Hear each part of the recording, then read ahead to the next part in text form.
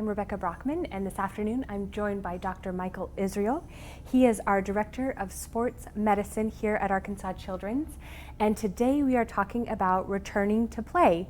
Fall sports are back on in Arkansas, and so we want to talk about how to make sure that your athlete is as safe and healthy as possible, especially during this COVID-19 pandemic. So we know sports are going to look, sound, and feel a little different this season, but above all, we hope that you are staying safe, wearing your mask, washing your hands, and staying socially distanced when you can.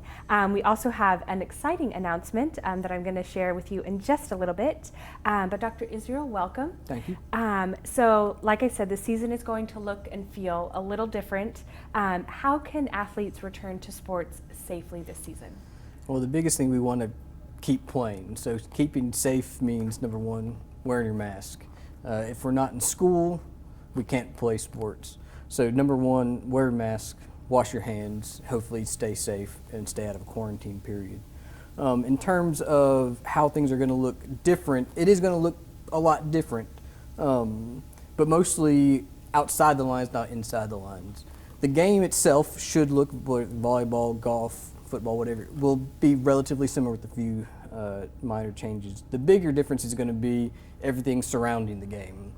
Football, for example, the sidelines are going to be widened so players can distance more. The timeout's going to be longer to make sure we can adequately clean balls and get patients hydrated using different water bottles. There's going to be masks for coaches on the sidelines. Players should be wearing masks when they're not actually participating.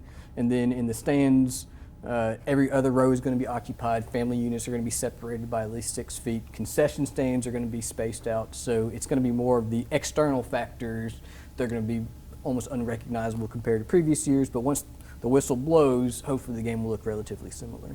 That's good. That's a lot of different things to keep in mind. Absolutely. As far as what's happening around the sport itself. So we are excited to announce that we are bringing back our Friday night sports injury clinic here at Arkansas Children's in Little Rock. So from 10 to midnight on Friday night, you can bring your athlete. We don't want them to be injured, but if they are, the pediatric specialists here are ready to see them from 10 until midnight. So what is the importance of waiting, or not waiting, coming in on Friday night and not waiting through the weekend? The biggest thing to start a treatment plan, especially in season, we don't want to waste any time. So by evaluating an athlete on Friday night, we can go ahead and get the appropriate images, hopefully make a diagnosis and get the treatment plan started. So even on Saturday and Sunday, we can start that process. Or if we need a higher level of care or advanced imaging, we go ahead and get that started. So again, we're not wasting any time. That's a good point. And also as a reminder, we are screening at the front door of Arkansas Children's, so you will get your temperature screened, the regular COVID-19 questions, and also 1 parent per patient. So keep that in mind if you are coming to our Friday night sports injury clinic. Let's talk about the difference of coming here to our sports injury clinic compared to a regular emergency room. Sure. I mean, one of the bigger differences, especially in the time of COVID, it's going to be less crowded, less populated. So we'll have appropriate social distancing, but more importantly, you're going to be seen by a sports medicine specialist. So if you go to an ER, you're going to see an ER physician. They'll do a cursory workup, and then you'll get referred out. By coming into sports clinic, you'll be able to see specialists start off with, and the process can be faster. So again, we're not waiting until Tuesday, Wednesday, Thursday of the following week. We can go ahead and start that Friday night. And what type of injuries do you usually see, and what type of injuries do you treat here? Sure. Pretty much anything that can happen in a sporting event, obviously we'll see in clinic. Things from simple fractures to ligament tears in knees to head injuries. So anything that could potentially happen, we will see in clinic. Excellent. So if they're injured on Friday night, you know what to do. What if they're injured during the week at practice or during a game? So anytime an individual gets injured, obviously need to notify hopefully their athletic trainer at school or a coach. And they need to be seen as soon as possible, locally or here, whatever's more convenient. Same thing as the Friday night. The earlier we get an evaluation, the earlier get treatment plan, the less likely they're going to miss an extended amount of time. So notifying somebody, not trying to necessarily play through an injury, is most important. Excellent. And your athletic trainers are a big part of your team. So talk about how what they're doing looks a little different Sure. this year as well, and what they're doing to keep athletes safe. Yep. So they're going to earn their money this year for sure. They have to work extremely hard.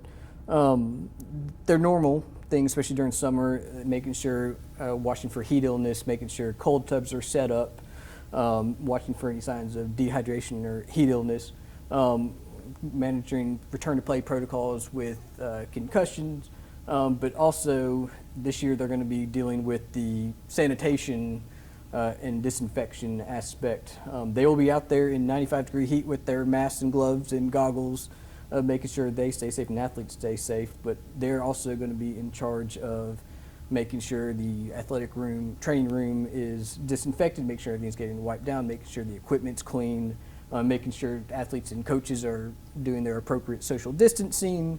So they're going to have their hands full, and they've done a great job, and again, they're going to earn their keep this year for sure. The season is definitely going to look different than it has in the past. Let's talk about what student athletes can do before they come to practice, before they come to the game, and on the weekends. How can we keep each other safe? I mean, the biggest thing is follow the directives. I know everyone's tired of hearing about social distancing, 6 feet, and washing hands. But our biggest hurdle this year is going to be kids being quarantined or potentially infected. Even if a teammate tests positive, you've not practiced proper social distancing, wearing a mask, you're going to be out for 2 weeks, even if you have a negative test. So making sure that we go to school, we go to practice, and then we maintain distancing after practice is going to be the best way to finish the season, because we do have concerns that one, potential exposure is going to cascade down, and then we have a lot of kids out and not able to continue.